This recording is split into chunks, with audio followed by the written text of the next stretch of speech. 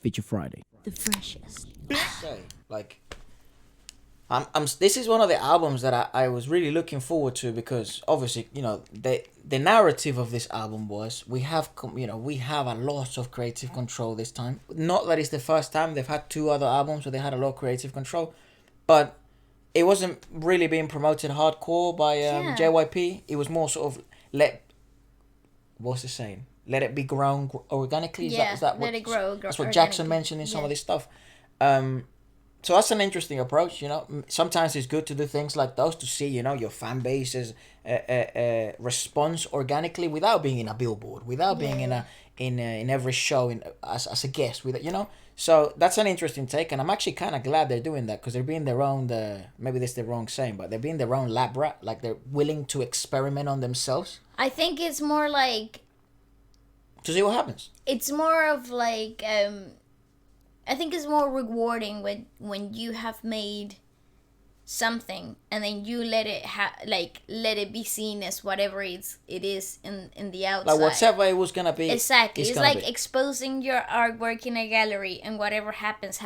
Like if they buy it, they buy it, and if they didn't, they didn't. And it's just what it was meant to be is. Did the greatest art pieces, right, that are in a gallery right now, did they have like billboards booked? No. Like you can only see this artwork in London gallery at this specific time. What you get is like flyers of the gallery. Come to this gallery because they have some of the best. We have a special section that. But you never get like the Mona Lisa. That didn't have a huge marketing campaign, did it? No, I don't think it did. Did they? Kind of, isn't it? Because it's so iconic. I think it's when they first acquire the art pieces and they put them in the galleries. That's when they make a big fuss about it. So, we got a new Picasso painting, or we got a new Vivaldi. But it's not. Look at me talking about musical composers. But we got a new Da Vinci or something. And that's they would make a fuss about it because. Oh, it's in London. It's not in Paris anymore. It's in London. Yeah, but our father knows a lot about art, right? Because he follows her very closely. He goes to the galleries and all this stuff. Wears a bow tie. If I'm an artist, right, and I paint, and then I release my art to like a London gallery, like I'm accomplished. Is there like a marketing campaign or something like that, like? They would probably put you like one of like their newest. Will they promote the crap out of me as much as they promote the latest album? Probably not even remotely close. No. But there would be some billboards here and there, like in the tube. I have never seen one. I have seen plenty. Well, I've been in galleries where some Picassos are. Yeah. But they use that in order to show the new artist collection. I see. Okay. I was with you once in one. Yeah, we went to this private one. I don't know what it was. Exactly, and they offered me. No disrespect, I just don't know. Of a brand new artist. Who was not only making paints but sculptures as well. Right. Okay, so say for example, if you like. It's like being an opening show to BTS. In their concert. Exactly. For their so tour. If you like BTS, you might like these guys. And that's why they're the intro. BTS, I don't know if they have in their tour. I don't know if they have an opening act. Either. But like Tory Lanez has one. Kalani has one. Exactly. So this is the opening act. And the reason why we're putting them there, because obviously they if you like Kalani, you're most likely to like them. Well, NSYNC used to have Britney Spears as an opening act.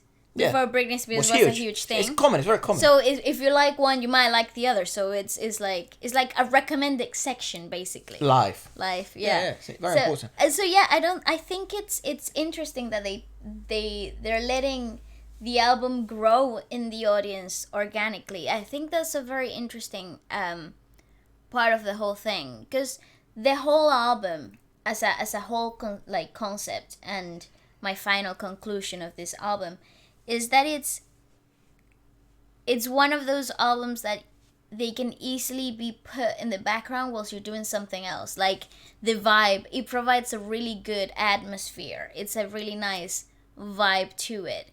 Like you will catch yourself singing along mindlessly, but at the same time, it's not taking your focus away from whatever you're doing. So this is a great album for like retailing, when you're like on shopping or something, or when you are in a coffee shop, you're having a conversation, is not overpowering enough to take you away from the conversation.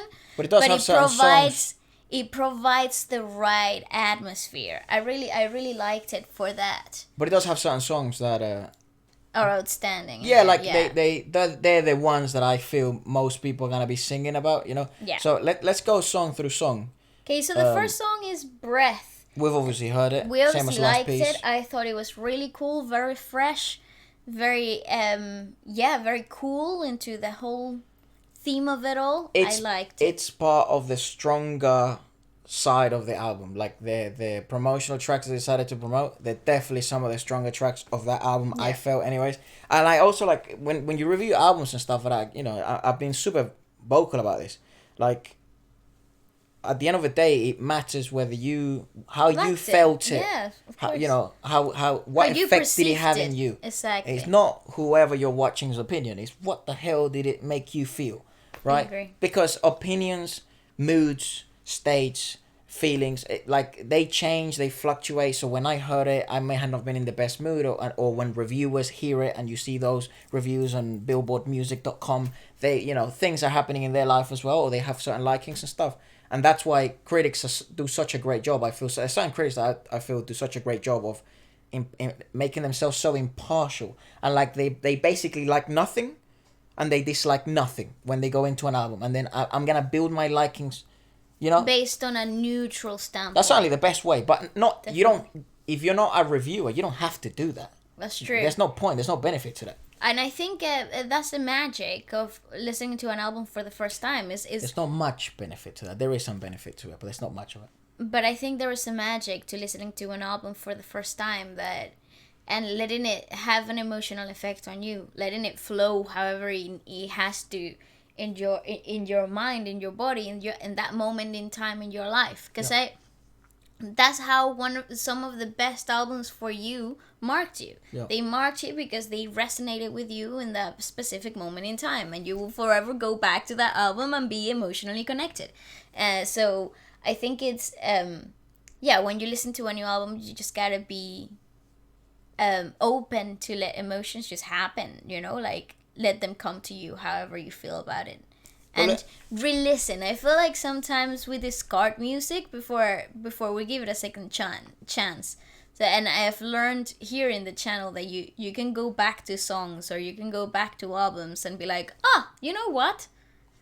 This is good. It hits different, Yeah. So let's do this review differently then, because I feel like, how long has it been since the album's been released? Like 7 days? Maybe like a week and a half, maybe 2. I'm not. So it's had time for hype and all that stuff to settle, Yes. and people to re-listen and hear and pick their true favorites. So I felt like the album was like, there's 3 sections of the album, right? Yes. There's like a stronger section.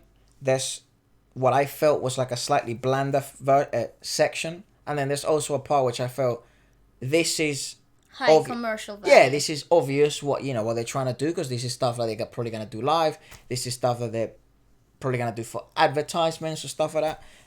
If they decide to promote it hardcore. So what, like, the section which I was the most intrigued about, right? And I was really looking forward to a new GOT7 album, because in case you're new to the channel, that is one of our favorite Korean boy group bands. But the album from Breath to Last Piece is clean, very good. If you haven't seen those reviews, they're on the channel, and they're very genuine. Like the way they make you feel in that moment, like they're very it made an impact. It packed a punch. Yeah. In its own way, it wasn't a knockout punch. It was more like it was more an experience and Like something steady. different. It was a very steady comeback. I think the pre-release with Breath and like how coherent it was with Last Piece, it was very, very nice, and I think that's what made it such a great comeback, because the 2 music videos with the 2 songs they picked to promote, very cohesive, very aligned. And I like when they carry on from one video into the other. I think there is such a huge impact there. There's so much commercial value from that. So fantastic idea to go with that. So those two songs are really, really strong for me. Then from song number 3, so Born Ready, Special, Wave. Yeah, onto Wave. That's when I sort of felt like it became obvious, right, what the idea with beat production was, which one thing that GOT7 always does really great, regardless of who's involved and who isn't, like the beat production of their stuff is good. Like it's very, very good. They're one of my favorite and more original Korean pop bands because of the idea that they bring such an R&B twang to their things. They have so many gifted vocalists and they have so many similar vocalists like JB and Jin Young. We spoke about it. You mean Young J and Sorry, yeah. and JB, right? Yes. Them together, like when they did those sort of like subdivision stuff. Yeah. That unit, is that what you call subunit? Subunits, yeah. Awesome. Like they have such similarities, but they also have such peculiarities to each other that make them so different, and they work really well. So you have that benefit. But from song 3 to song 5, so Born Ready, Special, and Wave, at the same time the message was clear, but it started to become bland to me. Like it was kind of repetitive. The beat production was very similar, and lyrically, I don't know how people feel about it lyrically. Like maybe if you're a really hardcore fan of GOT7, maybe it really touched you. It didn't seem to have that impact in me, but I mean we'll go on to the later half of the album as we progress. But that was just the bit that I was listening to, and I, as you mentioned, like I could have been doing anything else, and I didn't feel like I had to stop to pay attention to the song. Yeah, and it just didn't have any memorable moments in those 3 songs, which is okay because it's a 10-song album, and what's really impressive is what they managed to do later on, because they made 2 aces, right, 1 and 2, Breath and Last Piece, and then the next 3 are kind of like, okay, that's not bad, but it isn't amazing, to me anyways. Again, it comes with my taste and stuff. Yeah. So I'd love to hear what you guys felt like. Maybe some of those were your favorite tracks. Well, I'm sure they were. I actually have a couple of thoughts about those 3 songs. For example, in Born Ready, I said that the lyrics were really catchy. I found myself singing along. It was very dynamic and fun. I thought the energy was a little bit more upbeat in that one. It was more energetic than the ones before. More hype, yeah. Yeah. Special, I said that it was a vibe, that I love Jackson's part in there. I love the low-key beat production of it. Like it was subtle, but it was steady and really grounded. I really like that. And I like the transition from singer to singer, from vocalist to vocalist, from member to member, was very, very smooth. Like you couldn't really pick out, oh, here is a JB part or here is a Bam Bam part. No. It was all very nice and fluid. So I really like that. In Wave, the pre-chorus is super sweet, so I really like that melodic part that they did in the pre-chorus. I think it was Jin Young who was singing the pre-chorus there. Really, really nice. And so far, this album has a great background feel to it. Like you can play it whilst you're doing something else, you're working. It provides a really nice, cool vibe to the atmosphere. And then we move on to Waiting for You. But in this one, I love the lyrics though, because I said it's literally what every girl wants to hear from the GOT7 guys. It's literally exactly what you want to hear from them. It's like, oh, I was waiting for you. I'm nothing without you. I feel small when you're not around me. I lose my confidence, and when you are around me, everything amps up and I'm complete again. How sweet is that? That's so adorable. So I really like that for that. And then it is Thank You, Sorry, my favorite track of the whole freaking album. Yeah, so from track 6 to then track 9, it's one of my favorite projects.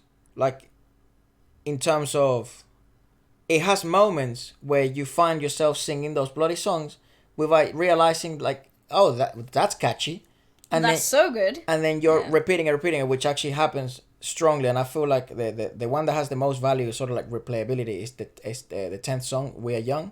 Oh, yes. Because it has that effect, like, amplified. It has moments where you might, it's like, okay, whatever. But it then also has moments where you're like, ooh, what the? We're just singing along. You didn't know. Everyone who heard that song is gonna sing the chorus. And I love that that's the last song of the album as well, because it literally leaves you singing along to the whole day. You're singing that we're young part until you die. Yeah. It's so good. Thank You Sorry is a good track. It's probably one of the most solid tracks. GOT7 tracks this year. Like think it's so. really solid. But I think Thank so. You is very good. I really like the R&B lo-fi style of it. I really like that. I think it's I didn't know I needed that from GOT7, you know, but they delivered, and I was like, this is my favorite track. Then Maybe because it's one of my favorite genres to listen to. yeah, well, we always Yeah, we're I'm like biased. biased to our likings, you know what I mean? And Yeah. it's no wonder that's the one we have in common. Like that Yeah, is yeah, my yeah. favorite track of the album. On top of like that's impressive. Like on top of Breath and Last Piece, I think Mm-hmm. Thank You Sorry. I liked it so much. I could replay that one a lot. Then it goes 1+1. Yes. What did you write about 1+1? I love the romance that they're painting for you, because it's simple and uncomplicated. Yeah, it's Pinterest. It feels safe and super easygoing. Mark's velvety vocals here were so good. They just provided such depth. It was like unexpected. I like the whispery thing that he was doing with his vocals. I also said that it feels like a summer tune Yes. it rather felt- than a winter song, because it's nice, upbeat, and positive. And it felt like effortless. It felt very like light. light. And playful. Yeah. And I like that. I like that. I feel like I needed that in this winter. It reminds me a bit of, you know, when you go to Winter Wonderland. Have you ever been? Yes. Well, bloody hope so, mate. You've been here for a while. When you go to Winter Wonderland and you I have haven't like been with you though. no, it's not for siblings. Even I have been there. Yeah, Yeah. wait, you have been there Yeah, of with course. my mama? No, it's been with me, mate. Oh, romantic. Nah, took him to show him around, He's like la la show la. him a good life. You know, it's fun place. And then we went after that. We went to Went to a tournament. yeah, not up to watch one. We weren't playing. We went to watch Watch a tournament. Royal Albert Hall. Ooh, Oh, yeah. nice. and I've also been there. some of it's actually then I figured out that some people that what do you call it, some people, I don't want to say some people that follow me, but you know what I mean, like some people that know of me because of the tennis stuff, they were there as well. And then You met people. no, then I saw them somewhere else and they approached me on the street saying, oh my god, we saw you there and Ah, how we thought you were gonna play. And I'm nice. like, yeah. So sweet. But yeah, Anyway. but it's a really lovely night. Yeah, but you were and, saying that this is like it reminds Winter me of, you go to Wonderland. Winter Wonderland and you go to the queue, you buy a hot chocolate, yes. and then you're in such a That's buzz. literally compulsory. You gotta buy it. You've got compulsory, yeah. yeah, It's, that's what I meant. Compulsory. it's such a buzz, like fucking all the rides and all these people and the lights and stuff. And everybody's jolly. Everybody's Exactly. in a good mood. It felt like that, because sometimes it isn't just, you know, ta-da, ta-da, ta-da, I saw you last Christmas and I gave you my heart. You know, it's like the very next day you gave it away. Nah, dog. Sometimes vibes. Sometimes be buzzed over Yeah, so chocolate and it not was whiskey. good. Or actually, whiskey with hot chocolate. Well, there you go. Call it a hot chocolate. Dirty. A dirty one. And then is I mean it, and I personally, this wasn't personally one of my favorite songs in the album, not my favorite, but the high commercial value here is outstanding. So I mean it. Because yeah, the pop comes in so hard. Well, that It's is a pop catchy song, isn't it? and super bouncy. But I like the R&B little break that they do halfway through the song, and then towards the end, the R&B break there, like hip hop ish. It was really good. I really like that for that. But I wouldn't play that song on repeat. It's not one of Yeah, my it's probably the favorites. ones that you won't be listening to for you anyways. Personal I taste. felt it okay. It wasn't too bad. You liked Yeah, it. if I felt it okay. He Actually, liked the one it. that I was really surprised that I really liked was We Are Young, because it's so pop, like it's beyond pop. I think The, I think bro, that the, one was. the chorus, dun, dun, We Are Young. Come on, man. I think that one was okay for me. I didn't feel it so hard pop. It's one of my But favorite ones. The catchiness, though, the catchiness of that chorus. First time the chorus rolls by, I was like, wow, how am I singing this? This is so good. Bam So, Bam's bit is hard. Yes, I like how Jin Young and Bam Bam play with a rhythm a bit in the phrasing of the chorus or pre-chorus. I think it's pretty cool. I like what's happening in this album. Again, it's not one of my favorite. It's not my top 3 GOT7 albums. I have to be honest. I'd love to see what people's ranks are. I think one of my 2 favorites is When You Call My Name. When You Call My Name, that's it. And Die. Die is a joke. That's a good Those 2 albums for me are so freaking strong. Die is an EP, isn't it? Yeah, I think it's a mini album. I'm not sure. But last, what is it? You Call My Name, When You Call My Name? I can tell you exactly what they are. More GOT7 albums. Yes, please. Hey, deliveries. Oh, hey, so Die is an EP. Not Yeah. Die is an EP of only 6 songs, and I thought every single song there was so strong. I liked every single song in there, and I like the openness of genres in the album. It was so diverse and cool. I love that they had little Latino vibe in one of them. So it was great. Don't you feel like? And Call My Name is also an EP. 6 songs again, and all freaking 6 of them were so really strong too. Don't you feel that? I mean, they had a song with Jonas Blue. If you are a GOT7 fan, however, Yes, this would have to be one of their projects that, regardless of whether you feel is one of your favorites, because of what it stands for. Yeah. 70% creative freedom, organic value. Yes. They're relying on their fan base. They had a lot of control over lyricism and the stories they wanted to tell. Which I had hoped that we would have heard more stories. I Me heard too. Something a bit more. I was waiting. What I was waiting for. Because you had that feel, that the last piece breath, What I thought this album was gonna be, I thought it was going to be like reading their personal diaries. Letters. Like their personal romantic emotions, or a bit something a bit more personal. Maybe that's a bit sadistic, to want to be part of that. Sadistic? Yeah, but because it usually. Heartache campaign, that's what it entails when you write a good song, a good album. That's usually where it comes from. So that's why I think, maybe it's wrong to wish that, but that's what I thought we were gonna get. Plus the teaser pictures looked a bit like put them in a vulnerable light. It was all very sweet, and I thought perhaps we were gonna see something a bit more. I am so curious. A bit more vulnerable side of GOT7. I am so curious to see. Is that wrong to wish for? I don't know. I have no idea.